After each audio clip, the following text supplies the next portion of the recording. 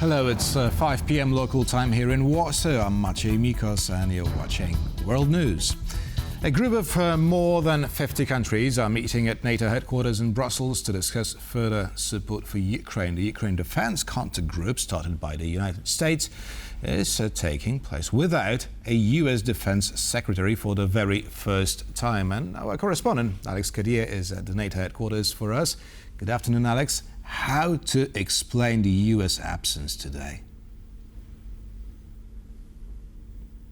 Well, Maciej, it's perhaps surprising, significant that Pete Hegseth has decided not to in any way engage with the meeting today, but not necessarily completely surprising. That's what I've been hearing behind the scenes. It is a continuation of the shift in U.S. policy. But if you look back to the format, this Ukraine Defense Contact Group format, it was, of course, an American creation, trying to bring together both the NATO alliance, but more than 20 other countries outside of it to build an international base of support for Ukraine, coordinate support across the NATO alliance and beyond. And it was very much pushed by the United States and built by the United States. So to have a defense secretary effectively not engaging with it at all, we know that last time the Ukrainian Defense Contact Group met, Pete Hegseth sent a video message at least. Now officials in the Pentagon say his diary simply did not permit for him to come, or either by video link or in person, and that is seen as a significant shift, but we already knew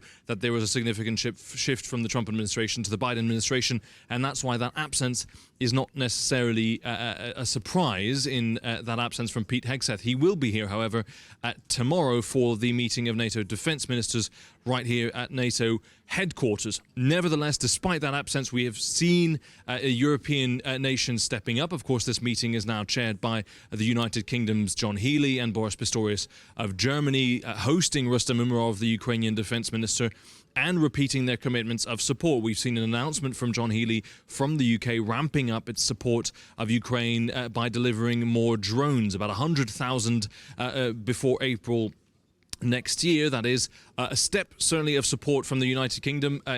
Slightly pales in comparison compared to the amount of domestic production of drones that the Ukrainians can produce, but nevertheless, any support will be welcome. So certainly that absence by Pete Hegseth being felt, but nevertheless those European powers continuing with their support for Ukraine.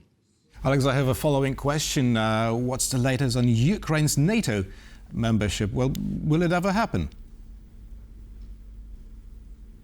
Yeah, well, that's been one of the big questions for months now. Of course, the Ukrainians see NATO membership as the ultimate security guarantee, the ultimate guarantee that Russia will never try and invade their territory again. It seems a very difficult path to that road to membership. We've heard that from the U.S. administration, willing to offer up at least a slowdown of that Ukrainian membership of NATO as part of these negotiations for peace. We've also heard from Mark Rutte, the Secretary General of NATO, just a few hours ago, walking a bit of a fine line on that very question, and let's have a listen to what he said. The decision in Washington to present to the Ukrainians an irreversible path of Ukraine into NATO still stands today. There is no change. By the way, it was never promised to Ukraine that potential NATO membership would be part of a peace deal or a ceasefire.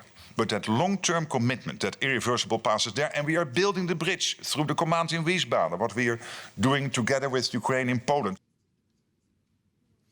So Mark Rutte there doing a bit of a diplomatic dance because he knows the United States is reluctant to allow for Ukraine's NATO membership anytime soon. Other allies also have similar concerns. The Ukrainians will be pushing for it. Mark Rutte says it's not never, it's just not now. Well, not never, not now. Oh, well, maybe not now. It may happen one day. Okay, that was Alex Kadir reporting from NATO headquarters in Brussels. Thank you very much, Alex. Ukrainian President Volodymyr Zelenskyy has proposed a temporary ceasefire with Russia, calling for calm until a direct meeting with President Vladimir Putin can be arranged. This comes after the June 2nd peace talks in Istanbul, which yielded limited progress. However, both sides exchanged proposals and agreed on a major prisoner swap expected to take place this weekend. We offer a meeting any day, starting from Monday. Why ceasefire before leaders meet? Because we can meet, and if there is no mutual understanding, if there is not desire for de-escalation, if there is no desire and vision how to put an end to it, then ceasefire will be over the same day. It can be initiated unilaterally by Russians. Please feel free to do so. If President Trump supports such an idea, we will be grateful. President Erdogan, I am sure, will support it too, because during our conversation, he said he wanted a meeting between 4 people. President Erdogan, President Trump, myself and Putin. We are ready for such a meeting any day. Russian President Vladimir Putin has openly questioned the point of peace talks with Ukraine after accusing Kyiv's leadership of ordering, quote, deadly terrorist attacks on bridges in Russia. Tensions are rising in Brussels as the EU's biggest buyers of Russian liquefied natural gas push back against a proposed bloc-wide ban. France and Belgium, the top 2 importers, are refusing to endorse the European Commission's plan to phase out Russian gas by 2027. Both countries say they need more clarity on the legal and economic fallout before signing on. Paris prefers a strategy of diversification, pointing to new supply deals with Qatar.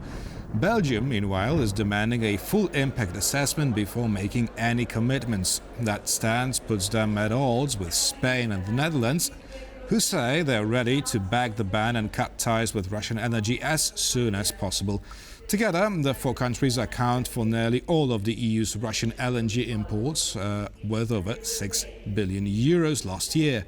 Getting them all on board is seen as critical for the Commission's proposal, which is expected next month.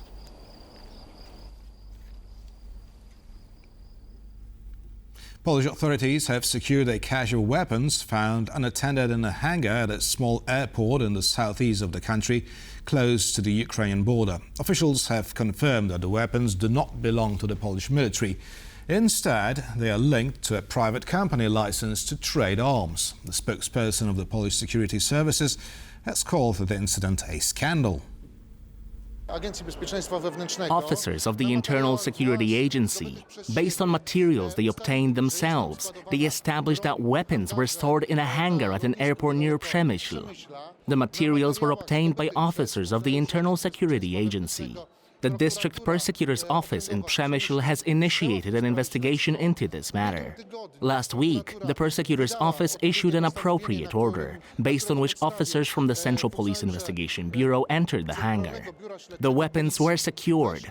I deny all rumors and gossip suggesting that the weapons came from the resources of the Polish military or Polish army. These weapons belonged, to put it simply, to a private company licensed to trade and deal in weapons. It is a fact that weapons were stored there in containers. It is also a fact, according to the information I have, that this warehouse was not guarded, which is a scandal. Such weapons must be properly stored and adequately guarded as well. Polish Foreign Minister Radosław Sikorski said that Poland's foreign policy will not change following the election of opposition candidate Karol Nawrocki for the President of Poland. He added that the President is not the head of government, suggesting Poland's future direction will not change. The fact that an opposition candidate won the presidential election is the perfect proof of the state of Polish democracy. You don't argue with democracy. However, please remember that in Poland, just like in Germany, the president isn't the head of government. The Polish president is a representative of the country abroad, and he carries out the policies established by the cabinet. The president also has the power of veto legislation. However, foreign policy is created by the cabinet, and it will not change. And that would be all for now. Thank you for watching. We'll have more news at the top of the hour.